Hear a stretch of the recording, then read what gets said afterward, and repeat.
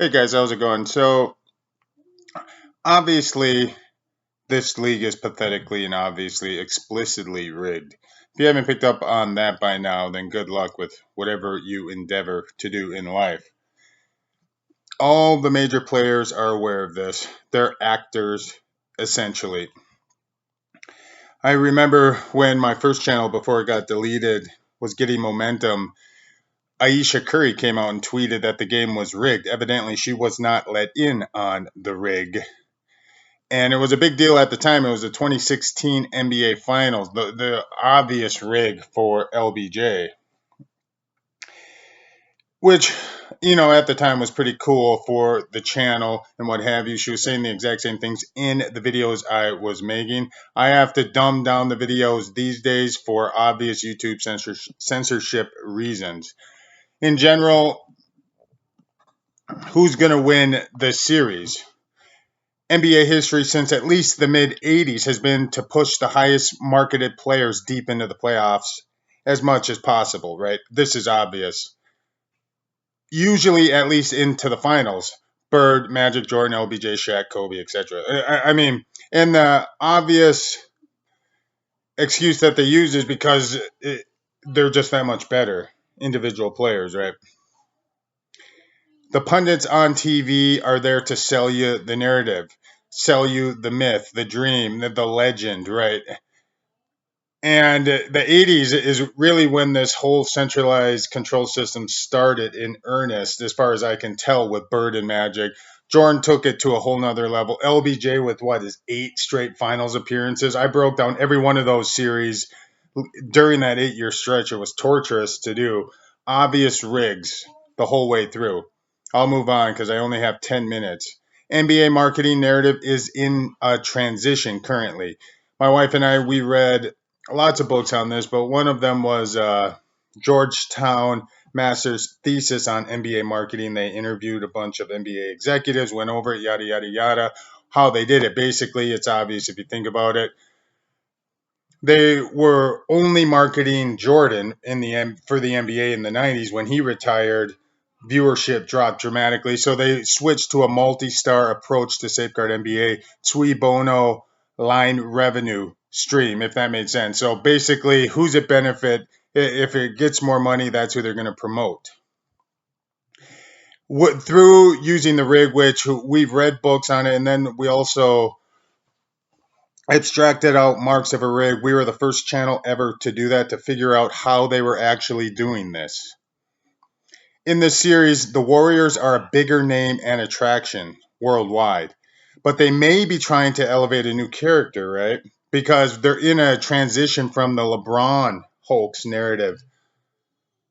And so possibly, I don't think they would hate it if the Ja Morant Grizzlies won.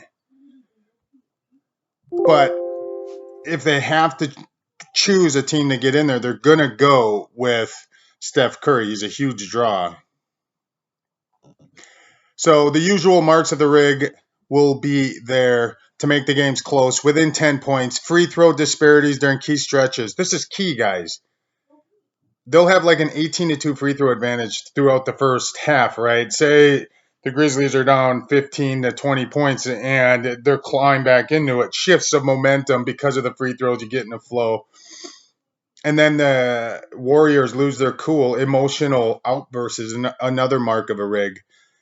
And that will get them close. And then a few calls down the stretch and the Grizzlies can win. But the main thing is you don't watch a blowout till the end of the fourth. You watch close games, right?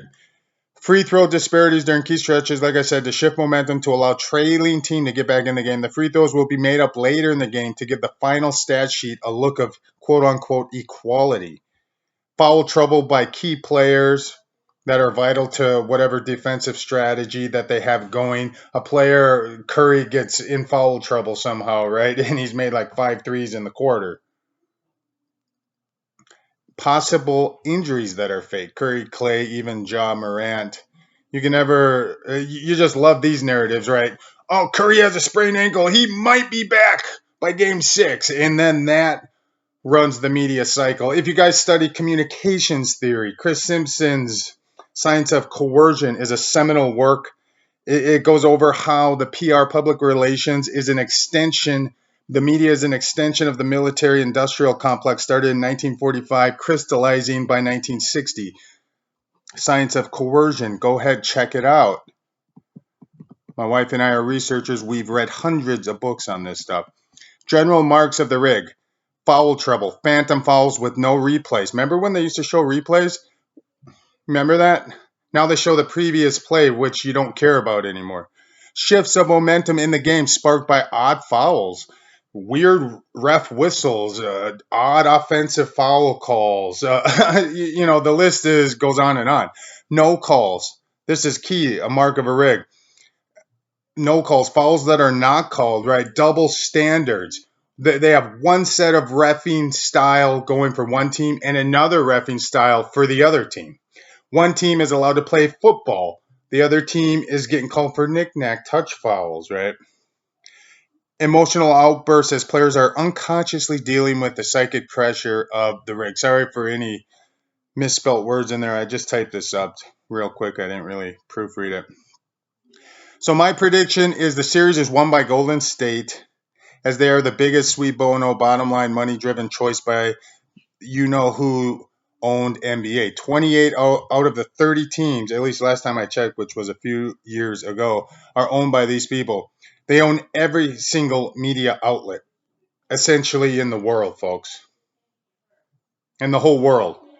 And they hire the Shabbos Goys, puppets like racist Stephen A. Smith, to get up there and spout his divide and conquer, critical race theory, BS, communistic drivel to the population, using obvious rhetoric, ad hominem, logical fallacy arguments that any bozo can see through. So, in closing, keep an eye out for basically 1 through 5. You're going to see all of these, all of them. I'll get my predictions later on in this series as we go on. It's going to be interesting. We'll know really by the end of the first half. Keep an eye on the foul counts, anyone in foul trouble, and free throw disparities as we progress from quarter to quarter, even minute to minute in that first half. Anyways, guys, leave your comments down below. I'd like to hear what you think. Thanks a lot. I'll talk to you soon. Bye-bye.